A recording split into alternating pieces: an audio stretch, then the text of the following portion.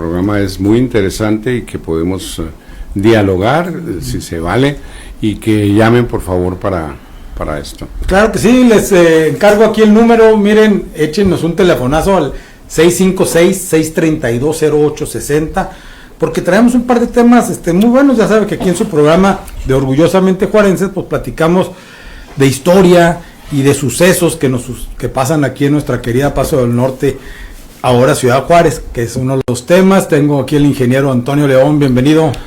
Muchas gracias, Pablo, muchas gracias por tu recibimiento, doctor Aranda, Roberto, muchas gracias, y muchas gracias a ustedes, radioescuchas, por estarnos pues sintonizando en los 60 línea informativo. Pues hay mucho que platicar esta mañana calurosa de verano, dominguito. Calor ya hace. No, hombre, va a ser a 40 grados hoy, pero ¿qué tiene, verdad? El doctor Yepes nos está mandando un sticker. Yo digo que en lugar de sticker nos mande unos cafés. No, ¿ustedes qué opinan? Yo digo que urge que el doctor Yepes porque el sticker, como que el sticker y nada, pues no, pues ¿qué urge refil de café. Sí. Oye, mira, que no vaya a salir con una agüita de Jamaica como la vez pasada. No ofenda, hombre, traigo agua natural. No manches. Oigan, amigos Radio Escucha, sabe que traemos un tema bien interesante porque, hombre, ingeniero Antonio León, cómo nos trae a gorros con sus proyectos y locuras de las buenas, ¿no? Sí. Después de haber, de estar consolidando completamente el proyecto de Ojo de Orozco, pues ya trae otro proyecto en mira, que realmente ayer nos lo presentó en la Junta de Juarenses que tuvimos regularmente. Es un proyecto muy interesante, de mucho beneficio para la ciudad, y que aparte, híjole, mano, son puntos que tenemos que empezar a identificar y ser parte de nuestra ciudad. Estamos hablando de la estación Tierra Blanca. Si me permiten nomás, antes de que se arranque de internet. Programa. Antonio, con su tema que está bien interesante, déjenme decirles, porque ayer en la sesión de Juarenses AC, el licenciado Luis Fernando Rodríguez Giner, con mucha razón decía, pues que no sabemos qué es Tierra Blanca. O sea, si nosotros que nos gusta la historia no la teníamos en el radar, y luego nos cuenta Antonio que el INA tampoco, pues yo quiero suponer que los jóvenes, estas nuevas generaciones, pues tampoco saben la importancia que tiene Tierra Blanca para la Revolución Mexicana. Y nomás voy a dar 3 aspectos, Toño, muy chiquitos, para que luego tú te arranques, y uno de ellos es que este combate en Tierra Blanca aseguró el control revolucionario en el norte.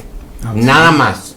La batalla ocurrió a unos 56 kilómetros al sur de Ciudad Juárez, un punto estratégico para el flujo de armas, locomotoras y suministros.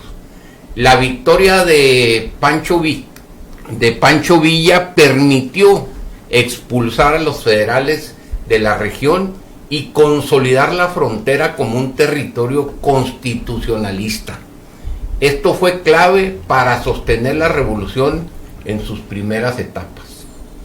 Otro punto importante es que esta batalla rompió la columna vertebral del ejército huertista en Chihuahua. Aunque ambos bandos tenían fuerzas similares, los villistas, 5,500 villistas, las fuerzas federales, según los datos que encontré ayer, entre 5,250 y 7,000 federales. Lo que sí hacía una gran diferencia es que los federales contaban con mejor artillería y disciplina. La derrota federal en Tierra Blanca debilitó seriamente la capacidad de Huerta para controlar el norte. Esto también elevó la moral revolucionaria. La victoria demostró que la revolución podría derrotar a un ejército mejor armado. Fue un golpe psicológico que fortaleció el movimiento constitucionalista y atrajo más voluntarios. Hasta ahí la voy a dejar, porque luego tenemos que hablar del genio estratégico de Villa, ¿no? Que es el megollo del asunto de la batalla de Tierra Blanca. Yo quisiera comentar también que ayer, cuando habló del proyecto Tierra Blanca, yo no sabía nada. Bueno, todavía ahorita no sé nada. Y te voy a dejar peor. Pero yo pensé que estaba hablando de Tierra Blanca, Veracruz. Entonces, bueno, pues yo creo que es una buena aclaración, que es de Tierra Blanca, la estación Tierra Blanca de aquí de Ciudad Juárez. Y fíjate, para prepararme para el programa, yo le ponía Sierra Blanca. Sierra Blanca. Y es otro tema. Y me o Loma Blanca, por alguien mencionó sí, también. Loma Blanca. Entonces, miren, aquí lo padre de este programa es que todos estamos aprendiendo de muchas cosas, adentrarnos. Y la importancia, ayer que tuviste la participación en la Asamblea Juarense, el reconocimiento de este punto, el entendimiento de este punto, que hace más de un siglo era la estación ferroviaria más importante que había en la zona norte, que se involucró en la revolución determinantemente. Entonces, platícanos desde el origen, Antonio, ¿cómo surge esto? ¿Cómo te surge esta curiosidad de identificar este punto? ¿Y qué andas haciendo por allá tan lejos? Híjole, pues qué te puedo decir, pues antes que nada quiero manifestar, ¿verdad? Yo no soy historiador, yo soy ingeniero industria maquiladora, sin embargo, pues tengo cierta... Son los peores. Cierta... Como se pueden dar cuenta, hay cierta inquietud por temas de la revolución y dignificación de sitios históricos. Y bien, pues respondiendo a tu pregunta, Pablo, y pues lo comento a todo el auditorio, por ahí, pues todo nace ahora sí que de una idea, ¿no? Por ahí el 8 de mayo que sucedió el tema de la toma de Ciudad Juárez ahí en el Río Bravo, a falda del Río Bravo, en el Ojo de Orozco, algunos miembros de la comunidad ciclista acudieron y les gustó y se sintieron identificados con ese proyecto.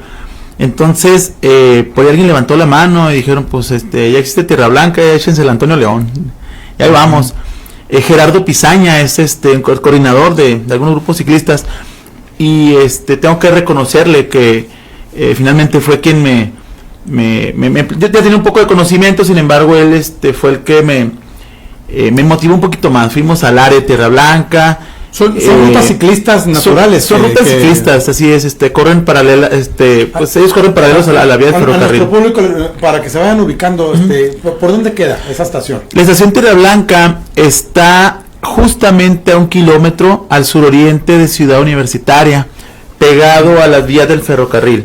Está, para ubicarnos un poquito más geográficamente, digamos que está entre Ciudad Universitaria y el umbral del Milenio. Ah, ok. ¿Sabes? Ahí está lo que es la estación.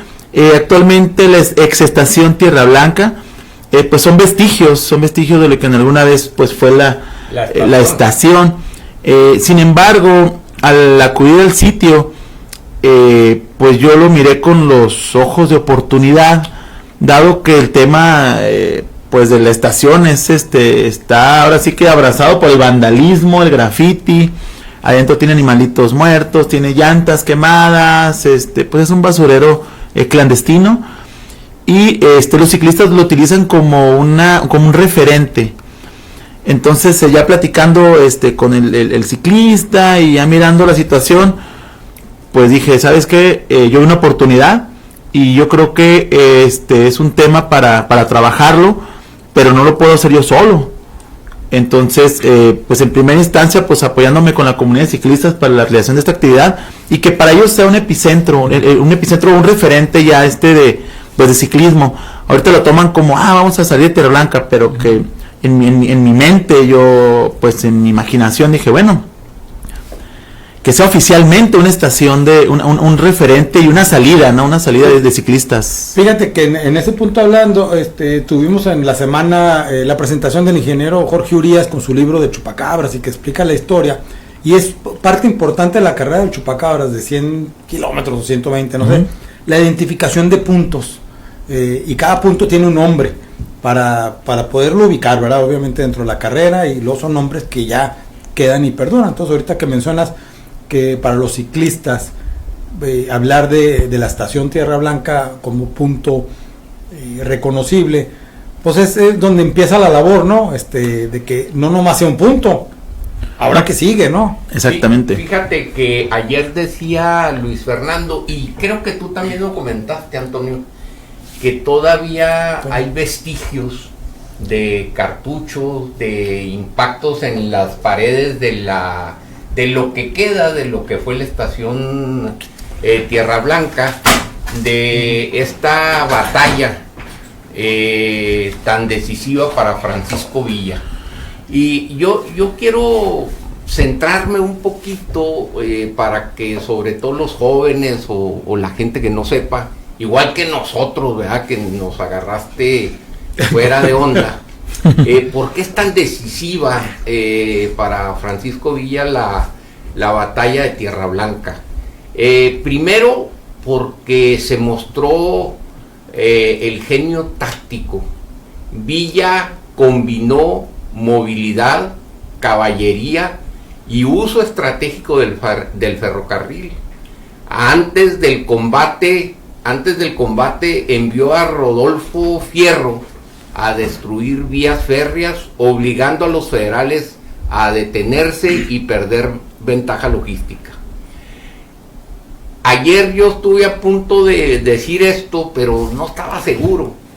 El momento más famoso fue el uso de una locomotora cargada de dinamita que Villa lanzó contra los vagones federales, causando una explosión tan grande que desorganizó completamente a las tropas federales.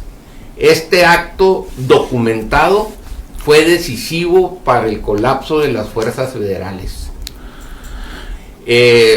Otro punto es que tras ganar esta batalla, le dio muchos recursos a Villa para construir la División del Norte. Incautó 4 locomotoras, 7 ametralladoras, caballos, fusiles y, según datos que encontré, 400,000 cartuchos de municiones. Entonces, estos recursos le permitieron a la División del Norte que se convirtiera en la fuerza más poderosa de la revolución.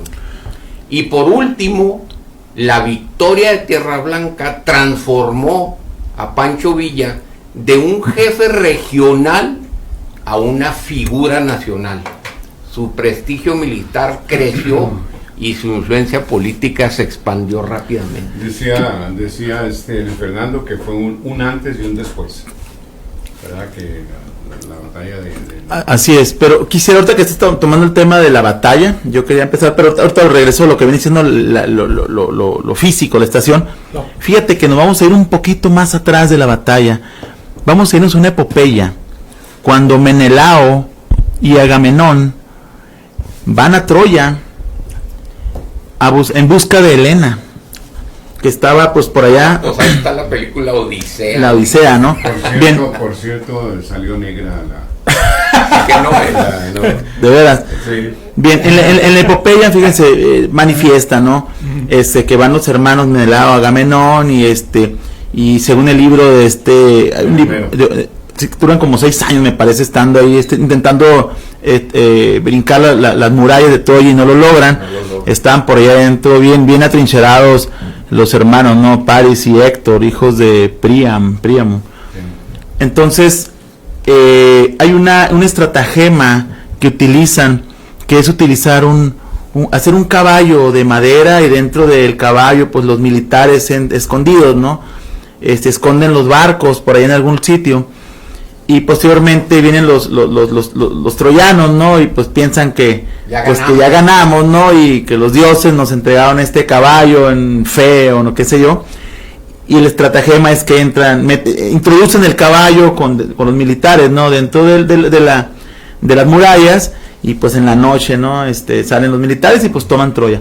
Sin embargo, ahorita que tocas el tema de de Francisco Villa, se dice que cuando él estuvo preso en Lecumberri, él pues se documentaba, ¿no? Y esa estrategia militar que utilizaron en aquel tiempo, pues que platica, pues la mitología lo utilizó. Francisco Villa toma el tren en el Saus, y y lo que hace es precisamente eso, el tren que venía cargado, si no me equivoco, traía carbón, entonces introduce a sus fuerzas armadas dentro del tren, escondidos, entre el carbón, entre los vagones, y toma las estaciones del, ¿cómo se llama? ¿Me ayudas? El telégrafo. El telégrafo. ¿Por qué me está haciendo Sí. Y pues van diciendo que el tren pudo haber sido atacado y pues ninguna fuerza federal tenía ni siquiera la idea de que el tren pues venía cargado con revolucionarios. Entonces se le llama el tren de Troya, precisamente por la estrategia militar que utiliza Francisco Villa, pues posiblemente tomada, ¿no?, de la epopeya, ¿no? Finalmente hay otro dato bien importante ahorita que estás relacionando lo de Troya. Hay otro dato bien importante en la estrategia de Francisco Villa, que previo al combate, de repente una noche Francisco Villa se escabulló, se fue del campamento, no le avisó a nadie. Incluso entre su gente estaban muy inquietos porque pasaron horas, pensaban que lo habían apresado, que algo le había pasado. Sin embargo, Villa lo que hizo, medio camuflajeado, se fue a las rancherías lo más cercanas a donde estaban las fuerzas federales y empezó a preguntarle a la raza allí: oye, ¿cómo está el terreno? ¿Qué hay aquí? ¿Cómo? Las vías del ferrocarril, ¿qué cerros? ¿Qué rollo? Y dicen que cuando regresa en la madrugada, después de muchas horas al campamento, el vato traía una visión completa del terreno donde se debería desarrollar la batalla. La batalla. Entonces el vato fue a ver el terreno y a hacer una estrategia de dónde iba a enfrentarse a los federales. Fíjate qué interesante. Y estuve por ahí investigando un poquito y pues ahí se le llama, ¿no?, el tren de Troya. Fue la máquina 511 la que fue tomada, la 511, no la 501 del correo, la 511, la que fue tomada por Villa, el tren de Troya, así se le llama.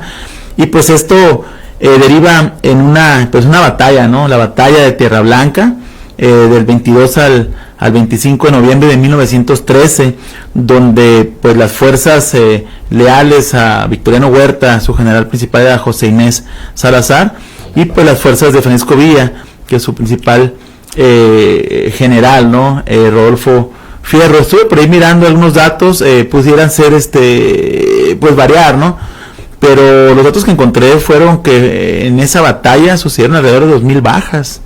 2,000 bajas, teniendo alrededor de 1,000 muertos del ejército huertista y alrededor de 600 heridos.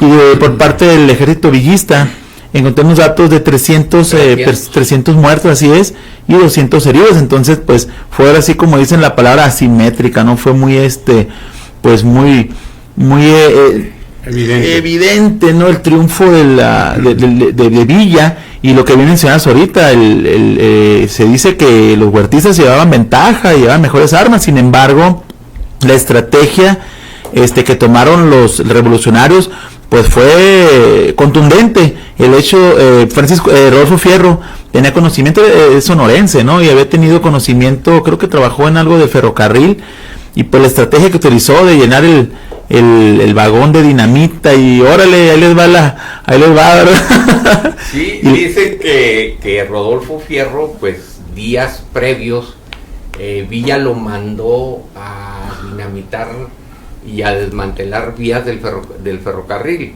Lo que querían era acorralar a las fuerzas federales y que no pudieran... Y aislarlos, ¿no? Y aislarlos, que no pudieran moverse.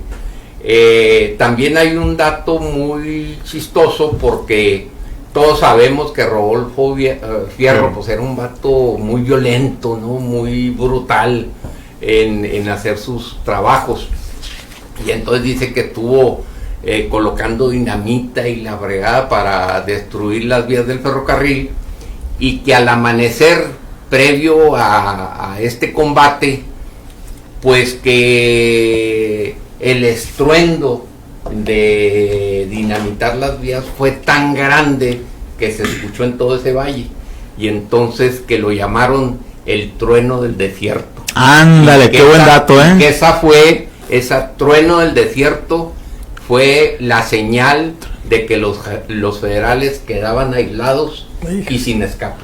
Qué buen dato. Trueno del Desierto. Qué buen dato. Fíjate que no lo había escuchado, lo voy a anotar porque suena suave. Sí, como hasta como el Logan, ¿no? Sí. Y tú dices que el tren de Troya, yo encontré el tren fantasma. Dicen que muchos de los líderes de Villa, de la División Paso del Norte, pues no estaban muy convencidos de cargar la locomotora de dinamita. Obviamente la locomotora la lanzaron a toda velocidad sin pasajeros, era una sola locomotora cargada de dinamita. El secreto era que chocara e hiciera toda esta explosión. Decían que era muy arriesgada, que no garantizaba, y entonces Villa acuñó una frase que también queda para la posteridad y dice: la guerra también se gana con sustos. Sí. Qué interesante. Fíjate que no había escuchado esos datos y pues está muy padre. Sin embargo, fíjate, la estrategia de Villa, los que hemos tenido la oportunidad de estar ahí en el in situ, ¿no? Donde está la estación, ¿cómo fue la estrategia de utilizar ese espacio? Porque, como lo mencionó el arquitecto José Ignacio Frausto, ¿no? Los médanos, ¿por qué los médanos? O sea, ¿cuál es la diferencia entre médanos, desiertos, dunas? Y esos kilómetros donde están alrededor de lo que viene siendo la exestación Tierra Blanca, son médanos. Sí. Y es tierra, digamos, con cierta vegetación que lo hace que esté compactada, de tal manera que las carretas con los cañones pudieran pues no sé, colocarse en sitios estratégicos y pues que no se hundieran, la caballería, que no se hundieran en la arena. Entonces digo, yo creo que hasta el estudio del terreno tuvo mucho que ver ahí. Te digo que fue Villa toda una noche a preguntar, a investigar, anduvo ahí mirando, a ver cómo estaba el terreno, qué condiciones tenía. Es que cómo vas a la batalla sin conocer el campo. Sí. Y fíjate, ahorita que ya estamos entrados en este tema, ahorita mencionaste algo muy interesante que el licenciado Rodríguez Giner también mencionó el día de ayer. Es el tema de los vestigios, en este caso de los cartuchos. Yo no dudo, ¿verdad?, que bajo la tierra haya evidencias, armas, etcétera, ¿no? Pues cuerpos, tal vez los vestigios de una batalla, ¿no? 1000 muertos. Pues 1000 muertos. Entonces, creo que inclusive lo que viene siendo la estructura que todavía queda ahí de la exestación, pues tiene todavía ahí, cuenta con impactos, al parecer, pues pudiera ser de algún arma de fuego. Desconozco si fue en tiempos de la batalla o si alguien por ahí fue echar bala, como dicen. Sin embargo, es muy importante los interesados, las personas que visitan este tipo de vestigios, pues hay que trabajar de alguna manera, pues hay que regresarlos al INAH. Yo creo que es muy padre, yo creo que tener en tu casa un cartucho, pues de la revolución, pero creo que es parte del patrimonio, y creo que desde mi punto de vista es sano regresarlos, porque en algún punto ahorita que ya está un poquito escuchándose Tierra Blanca, no dudo que también por ahí hay una solicitud, ¿no?, para algún tipo de exposición en algún momento. Y todos esos vestigios pues son los que se exponen en los museos, ¿no? Y pues son los que las futuras generaciones pues tendrían la oportunidad de poder apreciar. Yo creo, como dices, pues lo primero se requiere una intervención del INAH para delimitar un área y tomar posesión de esa área, ¿no?, para empezarla a preservar, a cuidar e investigar como... Así es, pues inicialmente eso es en lo que estamos y para allá vamos. Pues ahora sí que voy a hablar en tercera persona. Antonio León de la Cruz, a través de su Asociación Civil Ojo de Orozco, toma la iniciativa, ya con el respaldo de un grupo de ciclistas, porque pues es complicado hacerlo solo, de hacer una solicitud al Instituto Nacional de Antropología e Historia en función no de restaurar el sitio, sino de dignificar el espacio por el tema del pues lo poco decoroso, ¿no?, que se encuentra. Entonces se hizo una solicitud en función de solamente de eso, de dignificar en manera, digamos, como primer paso, hacer una limpieza del espacio, quitar toda la basurita y separarlo de lo que viene siendo los vestigios, el material que queda, pues se queda ahí, pues tirado, ¿no?, las piedras, con lo que fue construido. ¿En función de qué? En función de dignificar este sitio. El graffiti se queda. ¿Por qué? Porque finalmente es una manifestación también, es una expresión de la sociedad. Entonces, por ahí lo estuvimos platicando. Inicialmente sería solamente la limpieza del sitio y conservando todo lo que viene siendo el material de construcción. ¿Por qué? Porque pues tiene que conservar su, ¿cómo le llaman? Como su originalidad, ¿no? Uh-huh. Se deja el material, se quita la basura y el grafiti se queda. Ya sería alguna otra autorización posteriormente. ¿Por qué? Porque hay que conservarlo, es parte de lo hasta para quitarlo se necesita un tratamiento, procedimiento. Es parte del... Entonces, ¿tú ya ingresaste la carta al INAH? Así, con esta solicitud. Con la solicitud... ¿Qué fue la primera expresión que te hicieron en INAH? Ni siquiera conocían. Lo tienen en el mapa por el tema del tema ferroviario, porque le corresponde al INAH este tipo de, digamos, estas edificaciones, puesto que fueron realizadas antes del año 1900. Okay. Entonces les compete a ellos. Sin embargo, no atada a la parte histórica. Sí, en lo material, lo mencionaba el de ayer, en lo material por la edificación, pero inmaterial por los temas de la revolución, pues es un poquito después. Entonces, mi trabajo ahorita va a ser dignificación del espacio, de lo que viene siendo el vestigio, ¿no? ¿Cómo se va a realizar esta actividad? Bueno, se realiza un perímetro. Yo voy a tomar 20 metros, de perímetro, porque también vamos a poner un poquito de grava para que quede un poquito. ¿La carrera en qué fecha estás pensando? Bueno, la carrera sería el 20 de septiembre, pero para allá voy todavía. Ah, ok. No, porque estoy viendo que la batalla fue más o menos 23, 25 de noviembre. Así es. De 1913. Así es. Bueno, ahorita voy al tema de las fechas y de la carrera. El tema de la dignificación, yo estoy muy agradecido con el Instituto Nacional de Antropología e Historia, porque tuvo una respuesta muy puntual, y más que una respuesta, me compartieron una investigación, o sea, se pusieron a chambear bien duro, y me entregaron un visto bueno para la actividad, junto con una investigación. Si me lo permiten, les quiero platicar acerca del inmueble. Dice la descripción del inmueble según el INAH, es con cemento, corresponde a una antigua estación ferroviaria solucionada en un solo nivel, con planta rectangular y edificada mediante un sistema de constructivo tradicional con muros de carga de mampostería de piedra asentada con mortero de cal. La fachada principal presenta una composición simétrica integrada por 3 vanos principales correspondientes a un acceso y 2 ventanas. ¿Sabes? Entre muchas más características del inmueble. Entonces hicieron una investigación también en función de poder sustentar el trabajo que está realizando. Entonces, fue muy puntual y fue muy rápida. En menos de un mes yo tenía esta respuesta. Entonces creo que pues también se están poniendo las pilas para hacer esta actividad. ¿Quieres mencionar en el INBA con quién te diriges? ¿Tienen oficinas aquí en Juárez? No, me dirigí directamente con el director, con el antropólogo Jorge Carrera Robles. Sin embargo, pues lleva un curso. Está en Chihuahua, pero llevé el curso bajo un ingreso en la ventanilla única, solicitando pues hice una solicitud conforme marcan bajo el reglamento del INAH, pues no sé muy bien. Con marca el protocolo. No ¿Pero dónde lo entregas? ¿En Chihuahua o cuál es el? Yo hice un oficio de solicitud, lo mandé por correo a la ventanilla de ingreso, la ventanilla única.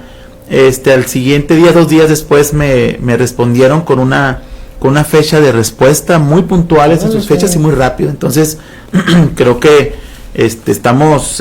vamos por buen camino en en este trabajo. El arquitecto, se me fue el nombre.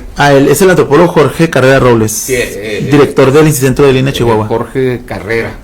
El año pasado fui en representación del presidente Cruz Pérez Cuellar a todo lo que se hace de la batalla del Carrizal, que es otro tema también gigantesco. Y él nos acompañó, él estuvo allí porque está muy involucrado. Así, es un tipazo, conoce todo el tema y la verdad, lo repito, muy agradecido porque fue una respuesta muy puntual y muy rápida. Y sobre todo me llamó mucho la atención el tema de que acompañaron el oficio de la contestación con una investigación. Le echaron ganas. Le echaron muchas ganas, lo cual a mí me da mucho porque nos ayuda mucho porque esto nos ayuda a sustentar, ¿verdad? El trabajo que está haciendo. Las bases para así es lo que se pretende. Justamente lo que estamos haciendo, sustentar las bases, pues para inicialmente la dignificación del espacio y posteriormente pues tengo por ahí otros planes con ellos. A ver, y ahí es donde te voy a preguntar, o sea, ¿cuál es tu visión con esto? Ya una vez que lo viste, lo identificaste, ¿cuál es tu objetivo? Ok, el objetivo es principalmente dignificar el espacio, pero el valor histórico, no solamente para nuestra región, para la zona suroriente de la ciudad, sino es un valor histórico para México. Es un valor histórico muy, muy, muy, muy importante. Entonces, el tema de la dignificación es solamente el inicio de otro, a lo que derivaría, pues mantenerlo, darle divulgación, de tal manera, pues que llegue, a los rincones y a las escuelas.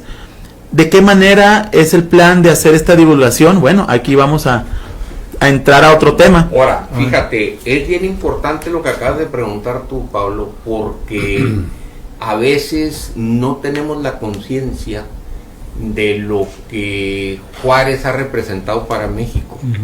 Y estamos hablando desde que Juárez, o sea, Benito Juárez, defendiendo la integridad de la República, se refugia en Juárez.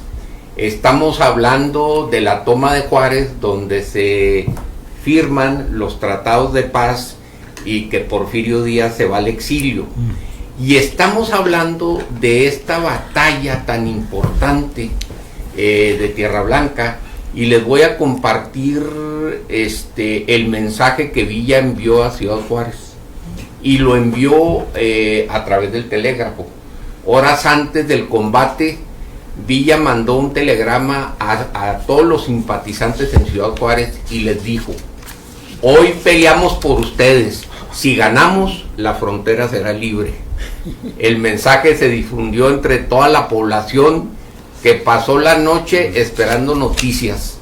Cuando llegó la confirmación de la victoria, hubo celebraciones espontáneas en las calles de todo Juárez. O sea, Juárez ha sido, y a veces a mí, y yo creo que esa debe ser tu misión, Antonio, Juárez ha sido el epicentro del cambio, de las transformaciones profundas de Juárez, de Chihuahua y de México. Y lo más triste, los juarenses no nos la creemos. Definitivamente no las creemos y no conocemos. No conocemos. Y así como Tierra Blanca hay muchos sitios más. Así es, y esa parte de esa dignificación que buscas, que también como misión y objetivo final es el reconocimiento de los puntos para hacer guías turísticas, visitas geográficas, y bueno, y lo que vas a mencionar, está reconociendo este punto e integrarlo, parte de la historia de Juárez, que se conozca. Así es, tío, el puente que estoy utilizando para divulgar este sitio, volviéndome un poquito atrás, me voy al Ojo de Orozco. Entonces, ya platicando, dijimos, bueno, pues vamos organizando una carrera ciclista. Son 42 kilómetros de Tierra Blanca al Ojo de Orozco. Entonces dijimos, bueno, pues vamos a darle jugada a estos dos sitios de valor histórico a través de la revolución. Aunque es complicado, mencionabas ahorita, bien mencionaba Roberto, la fecha de un lugar, inclusive el mes y el año, y el otro lado pues también no sería difícil empatar las fechas, no se puede empatar, son situaciones diferentes. Sin embargo, decidimos utilizar el 6º aniversario de la recuperación del testigo mudo de la Revolución Mexicana, del Ojo de Orozco, para hacer esta carrera, siempre la hacemos el siguiente fin de semana, el siguiente domingo después del 16 de septiembre, pues por los compromisos, ¿no? Entonces ya agarramos esa fecha y decidimos aprovechar el 6º aniversario para hacer la carrera Tierra Blanca, Ojo de Orozco. Para eso, pues ahora sí que echamos mano de la comunidad ciclista de Ciudad Juárez. Se han sumado más de 14 grupos ciclistas a este proyecto. Nos dimos la tarea de hacer una reunión con los líderes ciclistas y platicarles el por qué y para qué, y les vino a bien pues participar y sumarse. Gerardo Pizaña ha sido mi contacto para este tema de los ciclistas, porque yo finalmente pues yo no soy ciclista. El Motoclub Gavillero de Ciudad Juárez, que siempre ha estado presente apoyándonos en ese tipo de actividades, dije, nosotros queremos participar. Es más, hasta nos caracterizamos de revolucionarios en nuestras motocicletas, dándole investidura por el camino real a los ciclistas. El ingeniero Eusebio Martínez, que siempre ha sido pues un apoyo, director de su propia empresa, en este tipo de temas, nunca me ha dicho que no.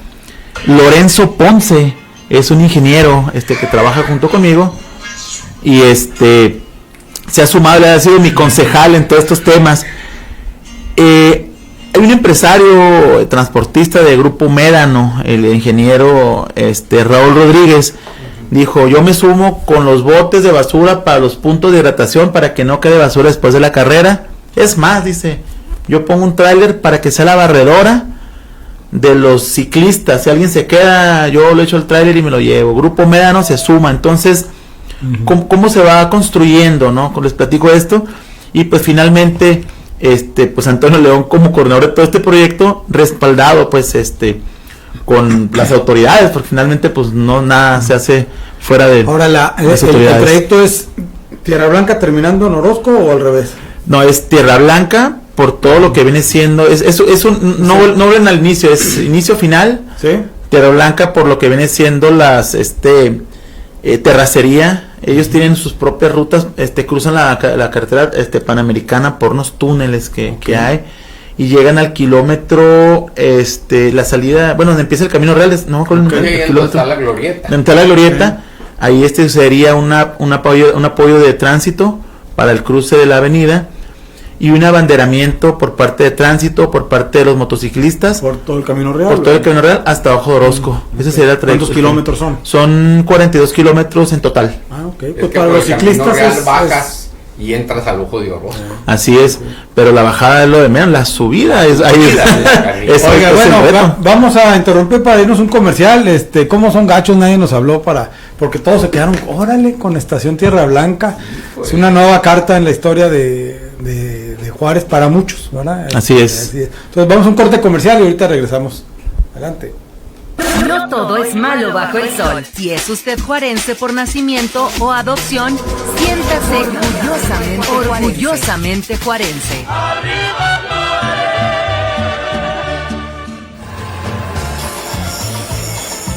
Me encanta comprar en negocios que aceptan CODI, porque puedo pagar fácil y seguro. Funciona a cualquier hora, todos los días del año. Y lo mejor, sin comisiones. Para mí, es cero complicaciones. Y para ellos, negocio redondo. Regístrate en CODI desde la app de tu institución financiera. Conoce más sobre CODI en www.codi.org.mx.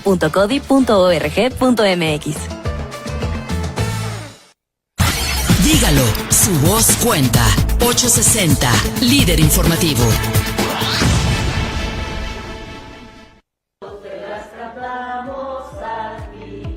¿Y cómo se siente, abuelita? ¿Cómo me siento? Pues acabo de ir a que me revisen a Medichihuahua y me fue muy bien. Me hicieron mis estudios y al final me dieron mis medicinas gratis para que no me cuesten nada. Con Medichihuahua me siento muy bien. En Chihuahua cuidamos lo más importante, tu salud. Cuenta conmigo. Gobierno del Estado. Aléjese de las fake news. Siga en 860. El sentido de pertenencia es un sentimiento de identidad que el individuo genera con su comunidad. Orgullosamente juarenses. Está de regreso.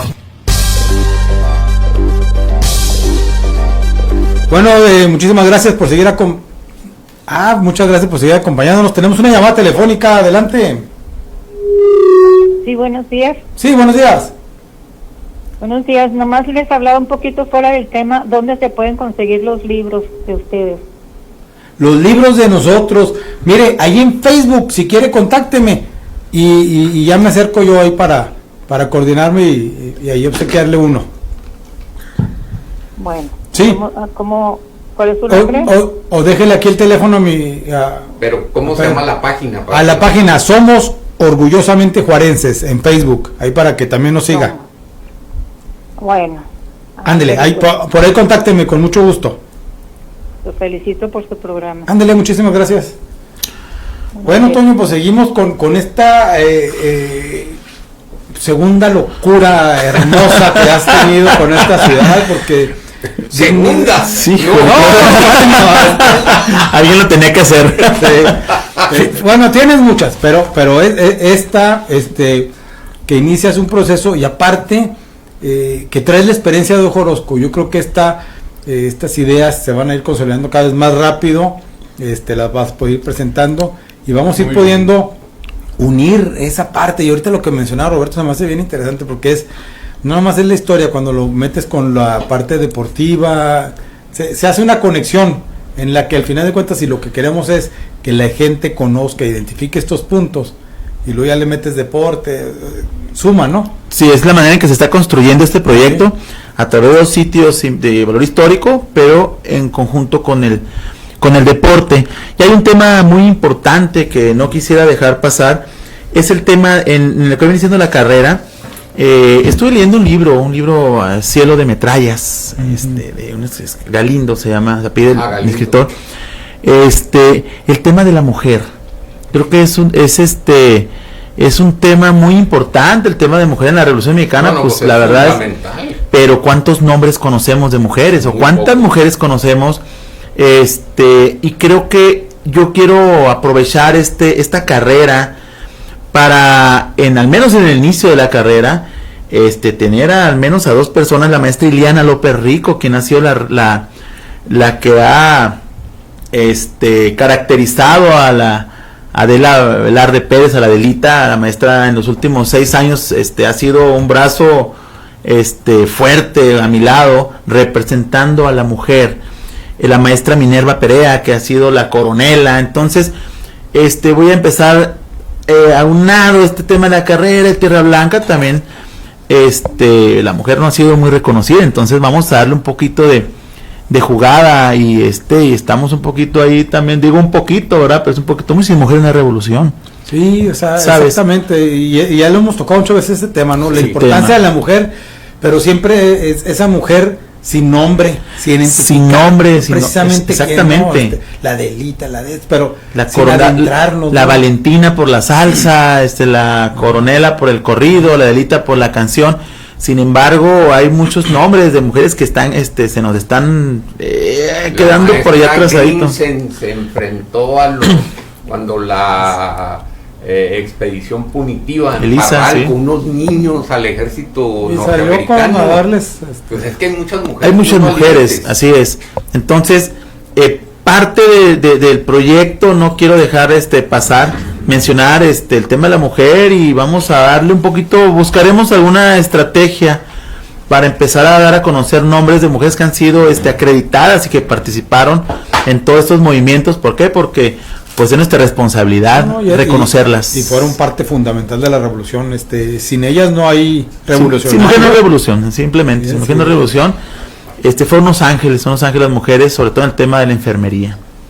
Entonces, digo, es un tema que... La alimentación, la crianza, o sea, el acompañamiento. Así es. Sí. Y bueno, en el tema un poquito el tema de la dignificación de este trabajo que está haciendo, pues ya hay una línea de trabajo en conjunto con el INAH para esta realización, y pues se pretende también poner una placa con una reseña histórica de lo que sucedió en ese sitio. Esta placa tenemos un tiempo ahí trabajándola con un grupo de historiadores para evitar los falsos históricos. Entonces estamos apoyándonos con conocedores de la historia, con el visto bueno del INAH, para poderla poner en ese sitio y pues se quede asentado y que el ciclista, el visitante, pues al menos tenga una pequeña... Con un QR, ¿no? Que te lleve el posiblemente con un QR. Sí. También tiene que ser un tema, pues, que sea poco atractivo para el vandalismo. No, y que no se lo vayan a robar. Efectivamente. Que no tenga valor. Que su valor sea histórico. Sí, que no tenga valor material. Así es. Porque si no se roban la placa para venderla al kilo. Así es. Y lo platicamos ayer, fíjate cómo de veras, híjole, con las odiosas comparaciones, pero este punto hubiera estado en El Paso o en cualquier lado, sería un lugar bien cuidado, bien patrocinado, ¿no? Y es una buena comparación, lo que dices es muy bueno, porque yo me preguntaría qué nos falta a nosotros para hacerlo, ¿sabes? Voluntad es todo lo que se necesita, no necesita ni siquiera dinero, necesita voluntad. Y este trabajo pues lo estoy realizando, se está realizando en conjunto con el INAH, pero tenemos que hacerle jugada al ejército mexicano. Por ahí vamos a apoyarnos con el ejército mexicano, con las fuerzas armadas. ¿Por qué? Por la investidura que le da el sitio y también por el respeto que ofrece cuando el ejército mexicano está presente en algún tipo de actividad. Pues se muestra respeto, ¿no? Ándale, a ver, tenemos una llamada telefónica, adelante. Bueno. Sí, buenos días. Sí, buenos días. Bueno, buenos días. Mire, aquí apoyando un poquito al ingeniero Antonio León. Sí, aquí la escucha, bájale un poquito a su radio. Sí, claro que sí. Y bueno, miren, aquí escuchando el programa. Bueno. No oigo. Bueno. A ver, ahí sí lo oigo. A ver. Dele. Ah, muy bien. Sí. Muy bien. Mi nombre es Iliana López. Iliana, gracias por hablar. Y aquí apoyando un poquito al ingeniero Antonio León. Y bueno, pues caballeros, un saludo para ustedes. Y ahorita que mencionaba, les estoy escuchando atentamente, y ahorita que mencionaban ustedes la participación de la mujer en las gestas heroicas que ha tenido nuestro país, desde la independencia hasta, bueno, ahorita la Revolución Mexicana. Y entrándonos en este evento y en este gran emprendimiento que tiene el ingeniero Antonio León y que orgullosamente formo parte de tu equipo, Toño, y rescatando la presencia de la mujer en la Revolución Mexicana, quiero decirles que la figura de Adela Velarde Pérez, originaria de aquí de Ciudad Juárez, y que nació en 1900, ¿no? El 14 de septiembre de 1900.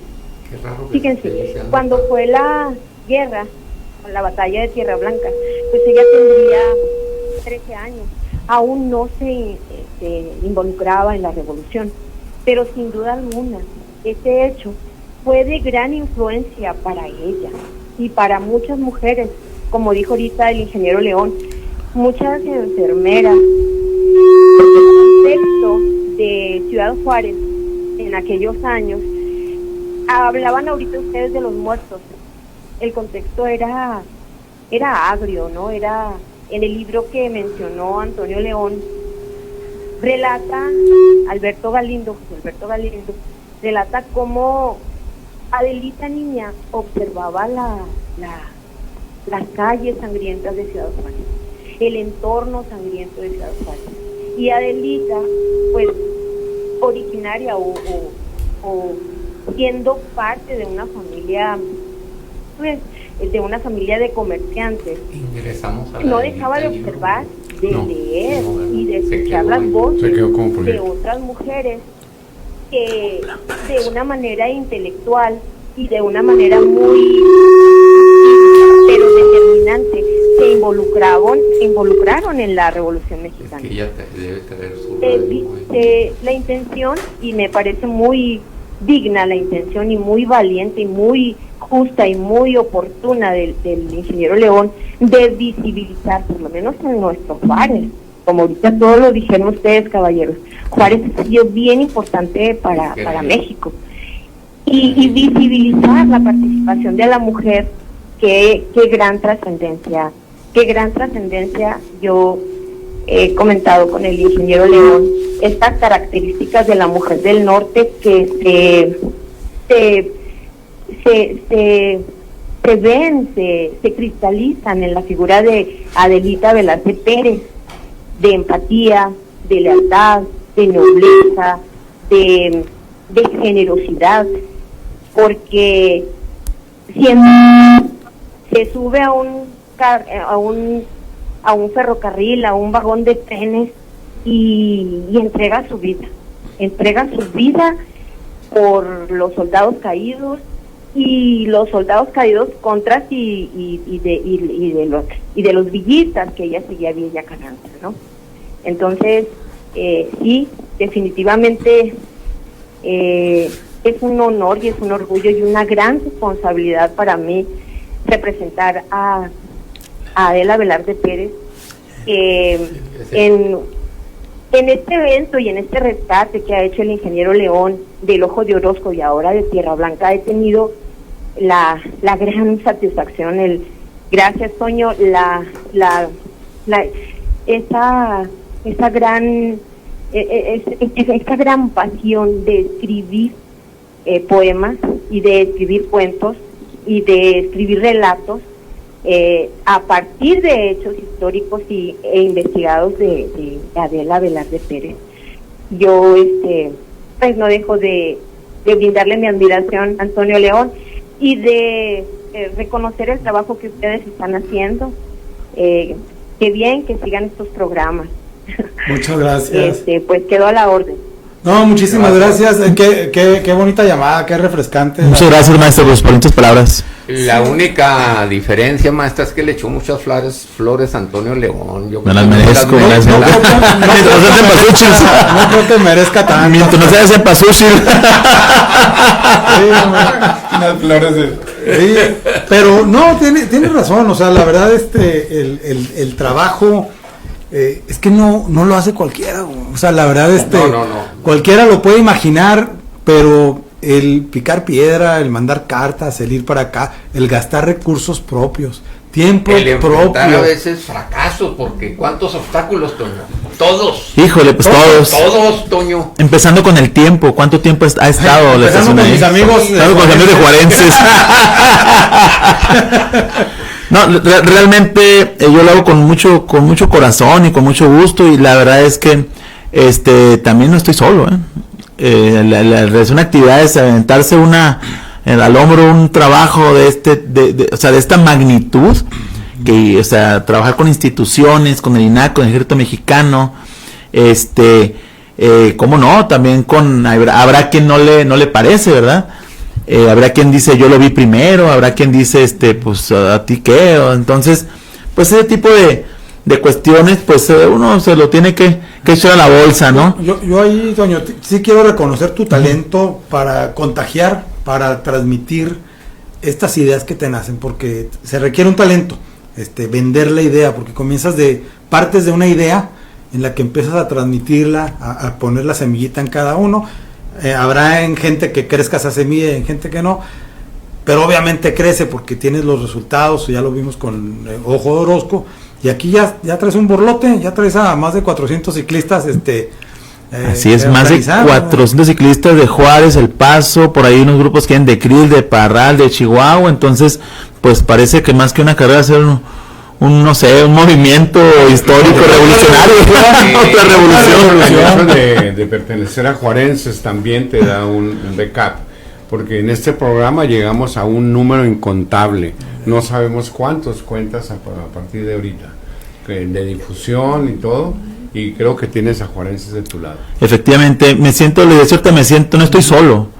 Estoy respaldado, o sea, finalmente pues yo tengo la iniciativa, me respalda, me pongo los lentes atrás y yo estoy, ayer lo mencionaba en Juarenses, ¿no? O sea, no Oye, Toño, yo creo que quien te puede ayudar mucho, y lo voy a embarcar. Embárcalo, necesitamos 500 sillas. Es a Luis Fernando Rodríguez Giner. Es que Luis viene de una familia del general Paraje Giner, que fue parte de la revolución, de la división del norte, sí. Del círculo de mando de la división del norte, y él tiene mucha información y tiene mucho contacto con el ejército mexicano para que te pudiera abrir puertas. Con la Guardia Nacional no se diga, para este tipo de eventos, porque creo que sí vale la pena darle ese realce que tú estás pensando. Vale mucho la pena. Creo que ahorita, desde hace un mes hasta este momento, Tierra Blanca no era a lo mejor tan conocido. Yo sé que conforme vaya pasando el tiempo, va a ir consolidándose y va a ir difundiéndose, y pues creo que el beneficio es para Ciudad Juárez, es para México. Me siento muy orgulloso de pertenecer a juarenses, porque mira, pues ahorita con lo que me acabas de mencionar, Luis Fernando Giner, doctor, aunque me diga pelón, pero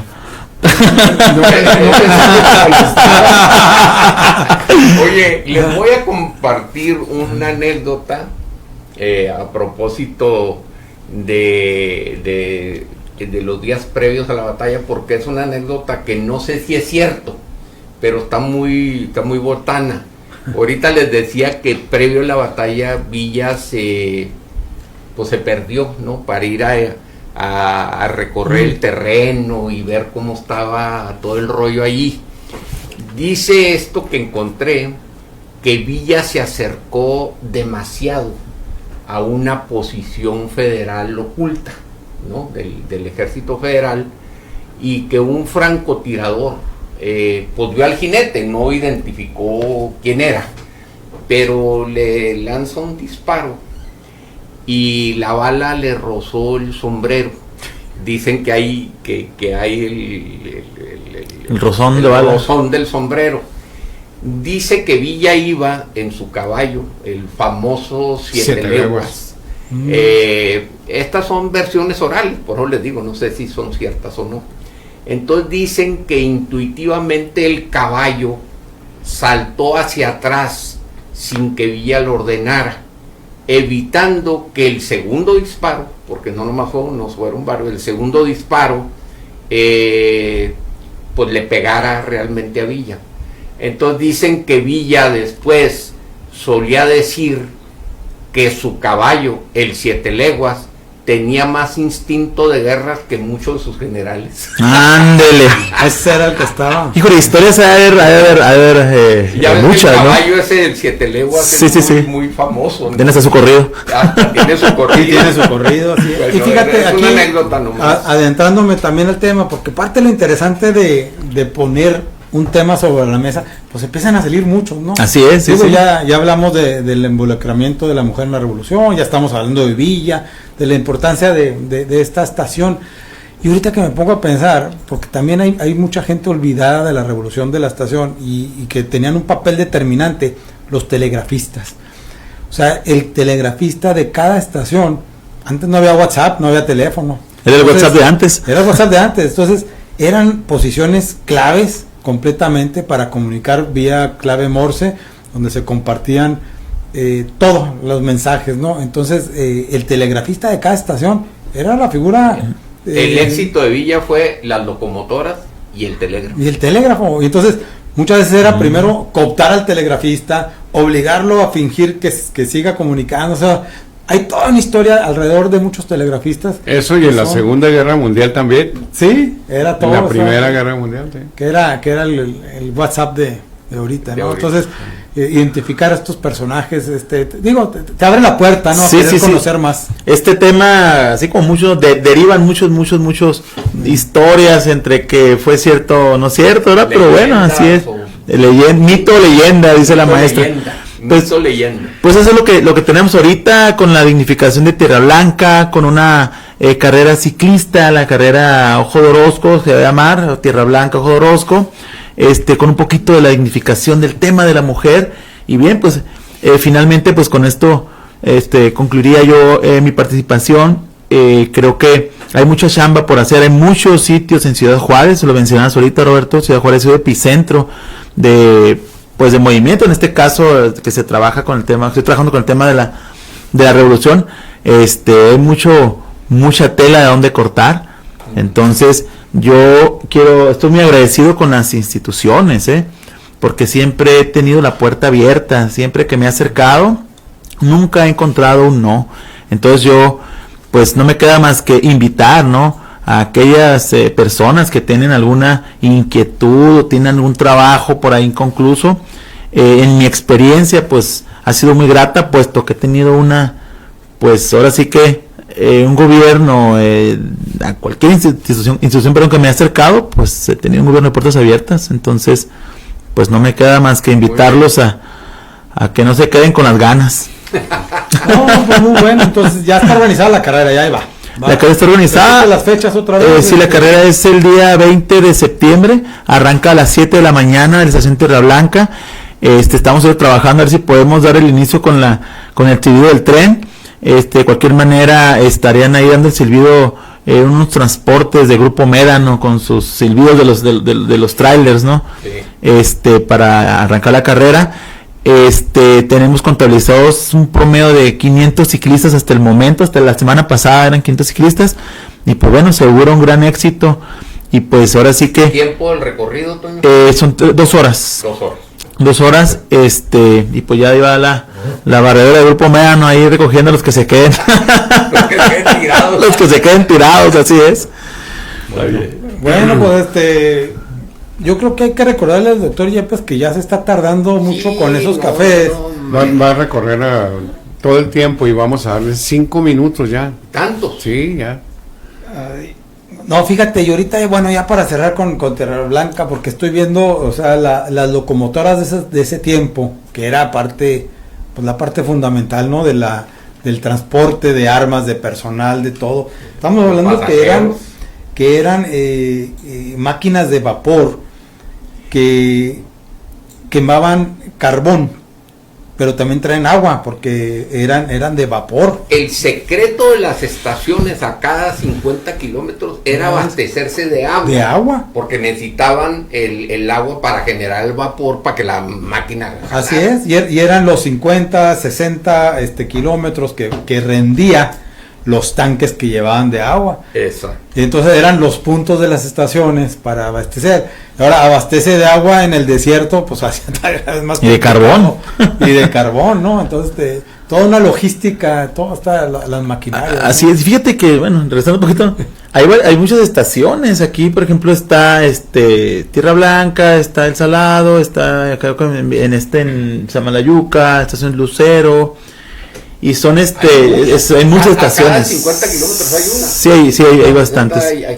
Sí, por lo que dices, había que abastecer, volver a rellenar. Sobre todo el agua, porque el carbón, pues podías cargar un vagón de carbón que ya lo tenían más o menos estimado. Sí, para llegar del punto al B, ¿no? Ahí lo llevaban todo el agua, carbón, ¿no? pero el agua ¿cómo? Tenías que estar recargando los tanques. También es un dato bien interesante, ¿no? También conocer esas un programa máquinas de eso. De trenes, ¿verdad? De trenes. La evolución del tren. ¿Cuál fue el primer tren? Cuando entra el tren aquí al estado de Chihuahua. Así es. En tiempos de Benito Juárez, don Inocente Ochoa, que hemos hablado, que era el dueño de toda esta hacienda en Samalayuca, dona parte de sus terrenos para que entre el ferrocarril. Así es. Porque luego también cuando platicamos en otros puntos de la historia, donde está el Carrizal, cerca de Villa Ahumada, que era el Carrizal era parte del Camino Real. Del camino de Tierra. Pero cuando ponen el tren, lo ponen un poquito más afuera y se convierte en Villa Ahumada. Y fíjense, nada más así rápido, el tema del tren, abundando con un poco de la investigación que me compartió el INA, dice que el 2 de agosto de 1881, el general Luis Terrazas Fuentes, gobernador del estado de Chihuahua, dio inicio a los trabajos de construcción de la línea del ferrocarril central mexicano, que comunicaría a Paso del Norte, hoy Ciudad Juárez, con el interior de la República. 2 años más tarde, el 23 de marzo de 1883, arribó a la frontera el primer tren procedente de la Ciudad de México, recorriendo cerca de 2,000 kilómetros en únicamente 5 días, reduciendo de manera significativa los tiempos de traslado que anteriormente, mediante diligencias y siguiendo la ruta del antiguo Camino Real Tierra Adentro, requerían varios meses. Fíjate, de varios meses a 5 días. Varios meses. Hijo de su madre. Y fíjate qué interesante esto del Camino Real Tierra Adentro. Ayer le preguntaba al arquitecto José Ignacio Frausto si el tren vino a suplir el Camino Real Tierra Adentro. Me dijo, no lo suplió, simplemente termina una era y empieza otra. Y empieza otra. Fue su respuesta. Correcto. Y luego la carretera panamericana, pues empieza otra. Empieza otra. Algo, Sí. No, es que el transporte ha sido así, después el avión y pues, ¿sabes? Y luego quizá después, sí. En ovnis nos vamos a transportar todos. Miren, ya chequé la primera máquina de ferrocarril que llegó a México. Llegó el 16 de septiembre de 1850.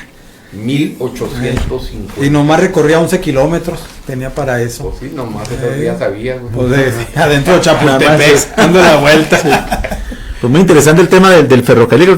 Creo que tendremos que trabajar un programa completo para el ferrocarril, muy interesante, porque el ferrocarril también se deriva el tema de de los metales, el tema de la metalurgia. El ferrocarril detona el comercio, al menos en la frontera. Fue el antes y después también, el comercio, las mercancías, el transporte personal, los metales, bueno, no. Ahora, digo, también no olvidemos que mucho de lo ferrocarril venía de inversión extranjera, pues para el saqueo de materia prima.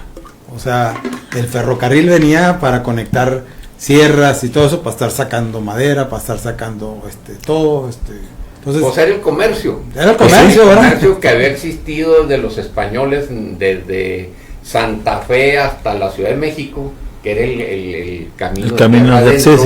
Era un tránsito de mercancías de un lugar hacia otro. Las diligencias. El tren vino a potenciar ese comercio, definitivamente. Ok, bueno. No, pues ahí le picamos ese tema de los ferrocarriles. Está interesante. Tenemos y pues bueno, regresar a la era del ferrocarril. Ahora fui el fin de semana pasado a Delicias y son 6 horas en carro y con baches y ¿Cómo hace falta un buen sí, hombre, para ir leyendo, para ir haciendo algo, ¿verdad? Pero bueno, para continuar en nuestros recorridos por la historia, porque estamos en la fecha donde Ciudad Juárez comenzó a llamarse Ciudad Juárez, dejó de llamarse Paso Villa del Norte. Tú traes ahí un dato, ¿no? Sí, yo quisiera, si tú así lo consideras, que pudiéramos ver el contexto del año 1871 y 1872, que fue el último año que gobernó Benito Juárez, muere en el 72, y cómo este último año es fundamental para la República y también para que en 1888 Juárez adopte el nombre de Benito Juárez y pase de Villa Paso del Norte a Ciudad Juárez. Creo que eso nos da un contexto más cronológico. Entonces, déjame decirte que este último año, 1871, 1872, fue uno de los momentos más tensos y definitorios de la República restaurada. A la vez que el país avanzaba en la consolidación de un Estado liberal, también enfrentaba una profunda fractura política que marcaría el rumbo de México. ¿Cuál era la idea central de Juárez en este último tramo de su gobierno, que había sobrevivido a guerras civiles, a invasiones, pero ahora enfrentaba el reto de institucionalizar la paz y evitar que el poder político volviera a concentrarse en caudillos militares? O sea, la gran idea de Juárez era cómo le hacemos para que el país se convierta en una nación de instituciones. No de personas. Pero estamos hablando de 1871, ¿cómo le hacemos? Entonces, los pilares de la agenda de Juárez eran básicamente 3. La reconstrucción nacional después de la caída del Imperio Maximiliano. Esa era una. 2.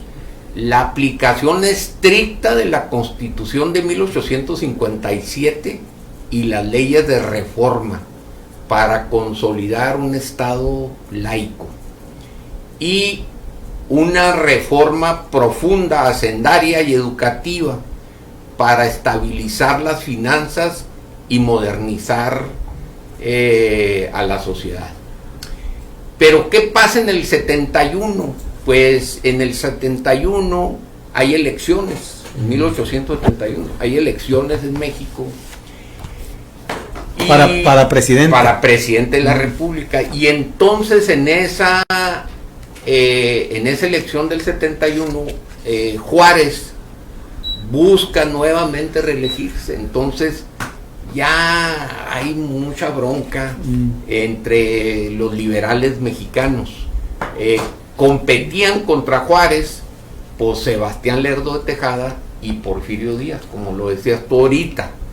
Ambos liberales, ambos del mismo movimiento, pero ya con proyectos diferentes. En este proceso electoral del 71, Juárez ganó la elección, pero con un margen muy estrecho, lo que alimentó la percepción de que había habido ahí mano negra, que había habido fraude. Y bueno, pues ya había un desgaste del gobierno de Juárez.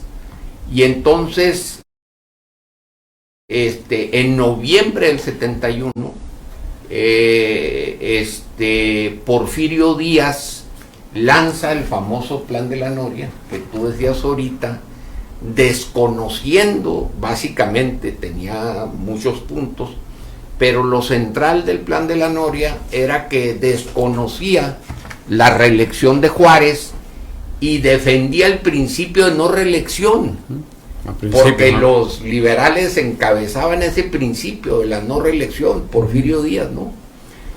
Como garantía para terminar con el caudillismo en México, ¿no? Si me permites, sí, claro, solamente abundar un poquito en lo interesante que está diciendo. Tengo justamente en mis manos un libro de la maestra Imelda Vega Miranda, que habla justamente de eso, Planes Políticos de México, 1871 a 1929. Es un libro que acaba de lanzar la maestra, que estaría padrísimo que nos presentara en Juarenses. Y al finalizar lo que viene siendo el Plan de la Noria, tiene un apartado que dice: el general Díaz alega en esos planes, como causa de su rebeldía, que no debería prolongarse por muchos años el poder de un mandato, el poder del mandato, el cual no debería reelegirse. Es como el final, el contexto final. Obviamente se le olvidó, ¿verdad? Sí, pero después viene el porfiriato. Sí, así es. Pero como el Plan de la Noria pues está en búsqueda de la no reelección, precisamente con la iniciativa de Porfirio Díaz, ¿no? Que después ahorita para allá. Ya en ese tiempo, cuando se proclama el Plan de la Noria, pues refleja lo que dice Toño ahorita, pero además una fractura muy fuerte del Partido Liberal, que era el partido que está en el gobierno, dividido entre juaristas, lerdistas y porfiristas. Entonces, el temor a que la continuidad de Juárez frenara la renovación política, y por eso Díaz emerge. Recordemos que la figura de Porfirio Díaz era un héroe nacional, que había vencido a los franceses y que había tomado la Ciudad de México. Incluso cuando Díaz toma la Ciudad de México, Benito Juárez estaba acá, en el norte, viajando hacia el centro, y mucha gente de la clase militar que Porfirio Díaz comandaba, le decían: pues tú ya sos un héroe, tú. Y Porfirio Díaz siempre se mantuvo leal a Benito Juárez. Ahí pudo haber llegado a tomar. Era el jefe, era el jefe militar de todas las fuerzas de México.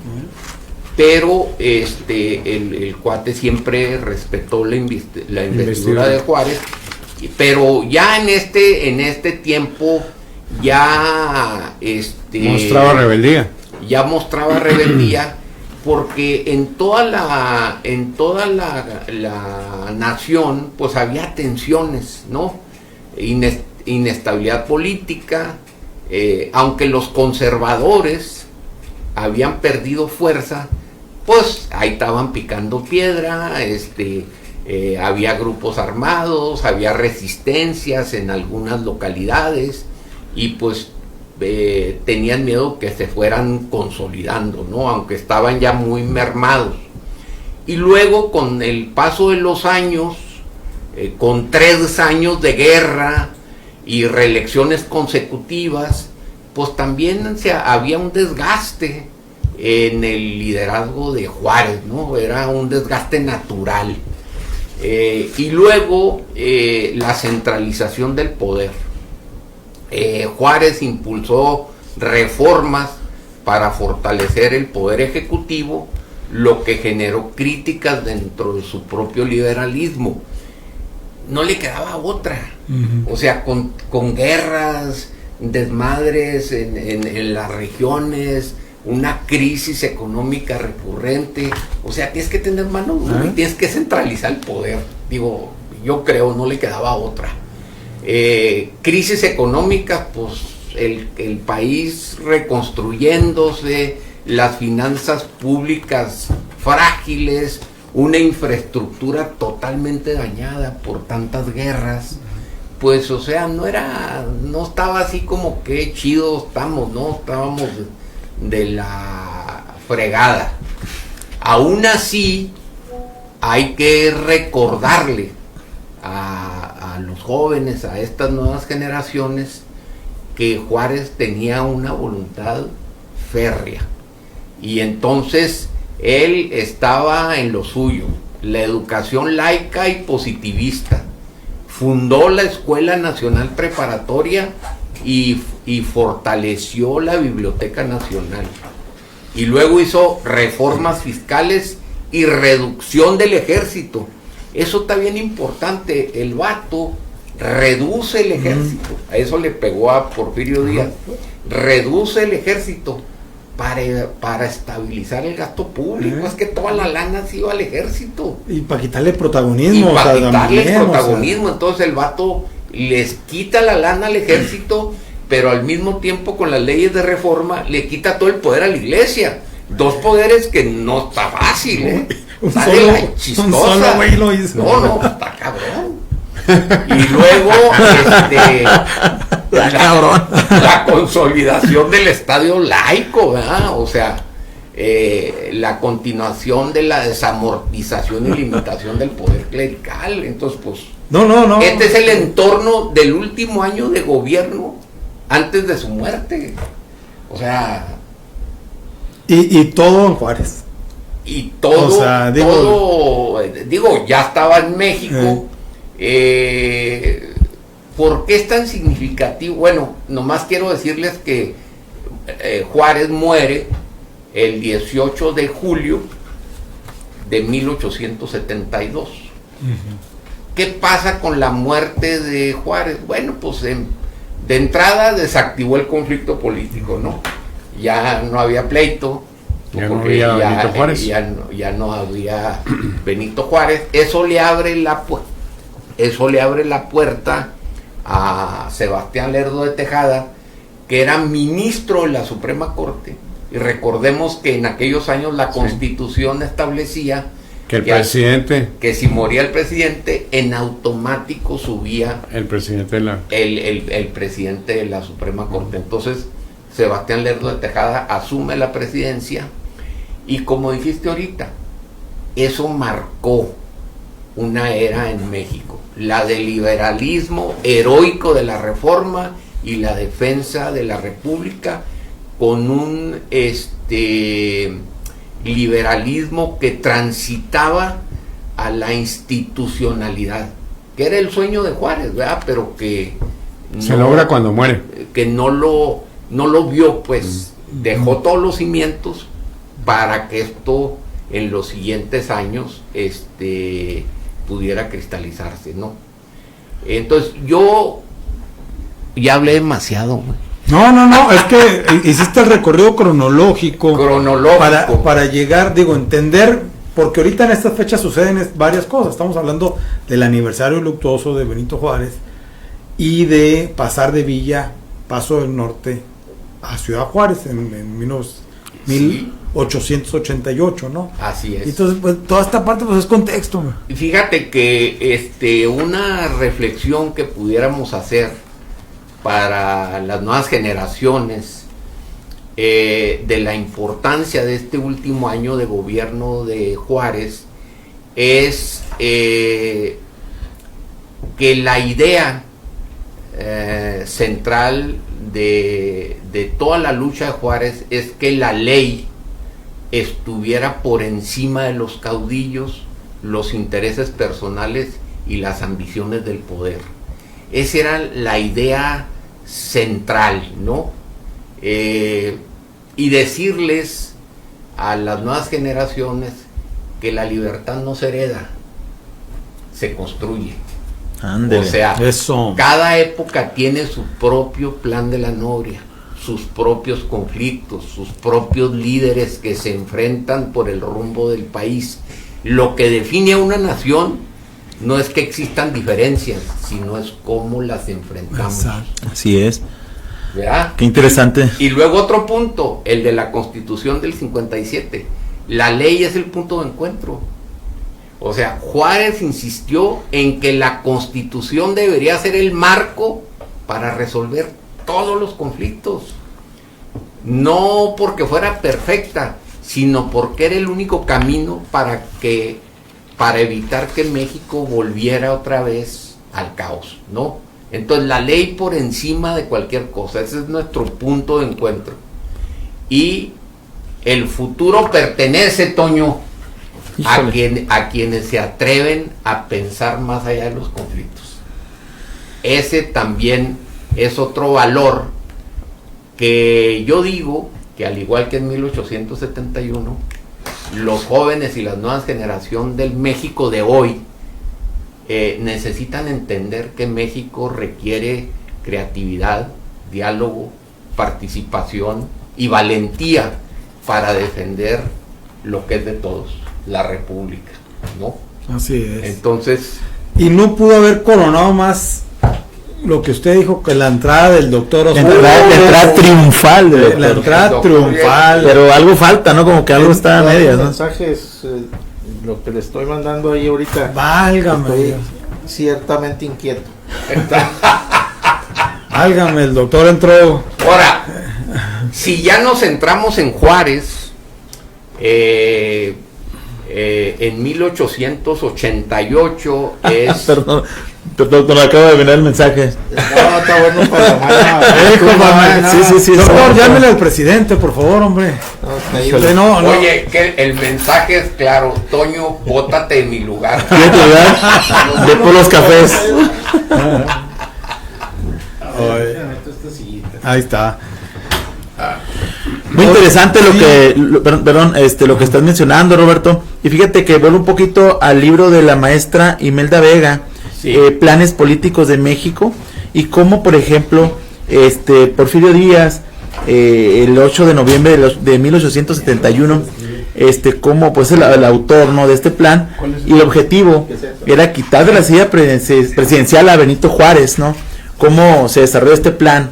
Y posteriormente, el 15 de enero de 1876, desarrolla el plan de Tuxtepec.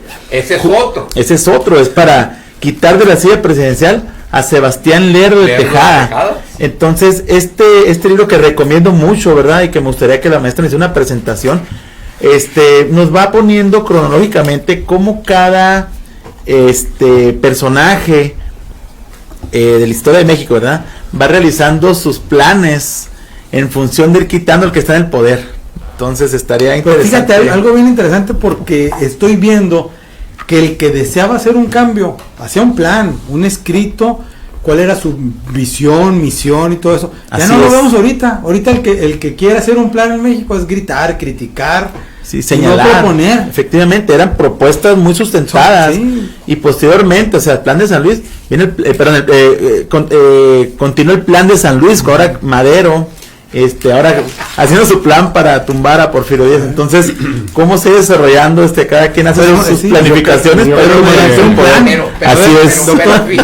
fíjense una cosa bien importante, y aquí es donde Benito Juárez se hace gigante. Tanto el plan de Tuxtepec, bueno, el de la Noria, era Porfirio Díaz para tumbar a Benito Juárez. Así es. Mediante un movimiento armado, porque convocaba a tomar las armas. Y luego el mismo Porfirio Díaz en el plan de Tuxtepec, convocando desde Oaxaca, desde su hacienda, a levantarse en armas para tumbar a Sebastián Lerdo de Tejada. Como un cierto golpe de Estado, algo así. Golpe de Estado. Sí, sí. Y cómo Francisco I. Madero, con su plan San Luis, en contra de las elecciones amañadas y que lo metieron a la cárcel y todo este rollo, convocando a una revolución para tumbar a Porfirio Díaz. La grandeza de Juárez es que Juárez decía, no, ese no es el camino. Ese no es. El camino es la Constitución. La ley es que nos hermana. Resolvamos todos los conflictos a través de la ley. Finalmente, la revolución mexicana llega a ese mismo acuerdo. Hagamos la Constitución del 17. ¿Y qué quiere decir? Pongamos las reglas, cabrones, ya no nos ahí discutamos. Volvamos al origen. El origen es Juárez. Así es. Eso es lo importante. Esa es la grandeza de este cuadro. Entonces, ¿cómo? ¡Ay, canijo! ¿Cómo cambiaste, Pablo? Llegó y me llegó y me quitó el lugar. Una pregunta, así venía textualmente en el libro que leyó. ¿Cuál? Lo de cabrones. Ay, otros 5,000 pesos de multa. Yo lo vi. Sí. No, digo, para el público que nos está viendo, pues al doctor le vamos a dar su espacio y que pueda desarrollar bien su tema. Y aquí está pero es ya dentro de media hora más. Ahorita usted no se preocupe, déjenos tomar café a gusto. Y sorprendente todo lo que marca. Si te digo, vuelvo a tomar mi comentario. El que quería actuar hacía un plan. Sí. Y en el plan te decía lo que iba a hacer, no había engaño. Sí, o sea, no hay planes ahorita, ahorita oposiciones o de esos. No hay pura crítica destructiva. Y ahorita en el presente están los conflictos también. Es la misma historia.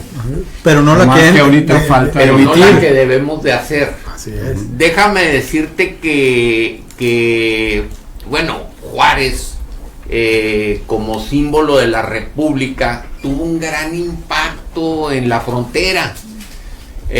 Durante la intervención francesa, como ya todos sabemos, Juárez convirtió a Paso del Norte en la capital itinerante de la República, donde aquí resistió, gobernó, escribió decretos y sostuvo la legitimidad del Estado mexicano cuando todo parecía perdido, aquí en Ciudad Juárez. Para los habitantes de toda la región, y Juárez no era un personaje lejano. Aquí vivió, gobernó desde aquí defendió la soberanía y desde aquí recuperó la República. Paso del Norte fue literalmente la casa de la República. Por eso nuestro escudo, ¿qué dice, doctor? Pues custodia de la República. Refugio de la libertad. Y custodia de la República. Custodia de la República, refugio de la libertad. Juárez desde aquí insistió en algo que hoy parece obvio, pero que en su tiempo era revolucionario, que México debería ser un país gobernado por leyes y no por caudillos. O sea, México buscaba consolidarse como Estado. El Estados Unidos mexicano o sea, como un Estados Unidos mexicanos que avanzaba con instituciones fuertes y expansión territorial. Renombrar la ciudad en 1888 como Ciudad Juárez fue decir: somos parte del proyecto republicano, no de las políticas de los caudillos. Yo creo que por eso Juárez siempre se ha revelado ante todas estas vicisitudes en las que hemos sido protagonistas de la historia, ¿no? Y yo creo que eso nos merece un impuesto adicional de recursos, hombre, que nos mande el gobierno federal. No que nos impongan, que nos den. Sí, cierto, no un impuesto, un ingreso, ¿verdad? Por haber servido a la nación esta ciudad. Otra vez. Mándenos más lana, hombre, por favor. Que sería esa injusticia fiscal de la que hablamos, de la que es sujeto siempre, ¿no? En una frontera como la nuestra, donde todo cambia muy rápidamente, donde las influencias del exterior, estamos aquí en la frontera, nos pegan pues todos los días, donde la vida se mezcla entre dos países. Tener el nombre de Juárez se convierte en un mensaje muy claro y fuerte. Somos frontera, pero somos México. Pero somos México. Fíjate que ahorita nomás recapitulando un poquito lo que decía Pablo acerca de los planes, ¿no? Entonces sí, ¿cómo hacían sus planes? Estoy revisando ahorita aquí el plan, algunos de los planes, y me gustaría, por ejemplo, mencionar el Tuxtepec, ¿no? El artículo 3, ¿cómo fíjate? El de Tuxtepec. Fíjate, se metían así, ¿verdad? El artículo 3, ¿cómo lo dice Porfirio Díaz? Dice: se desconoce a don Sebastián Lerdo de Tejada como presidente de la República y a todos los funcionarios y empleados puestos por él, así como a los nombrados en las elecciones de julio del año pasado. Es solamente uno de los tantos artículos, pero cómo formulaban su plan, lo fundamentaban a través de artículos y lo promulgaban, ¿no? Sí, o sea, ¿sabías de qué ibas? Este es mi plan, ¿le entras o no? Así es. Pues ahorita, pues, ¿cuál es tu plan? Sí, pues nada improvisado los planes. De Tierra Blanca. ¿Cuál es tu plan, Tierra Blanca? El plan es tomarte cafecito y ahorita aquí el doctor Aranda, hombre. Y luego, fíjate, ahorita, bueno, que estamos, el 24 de julio es cuando la ciudad, el Congreso le otorga el nombre de Ciudad Juárez, ya pasando de Paso Villa del Norte, ¿no? En todo esto, ¿no? Y por eso ahorita en esta fecha que estamos aquí, 26, o sea, hace 2 días fue aniversario del cambio de nombre de Ciudad Juárez.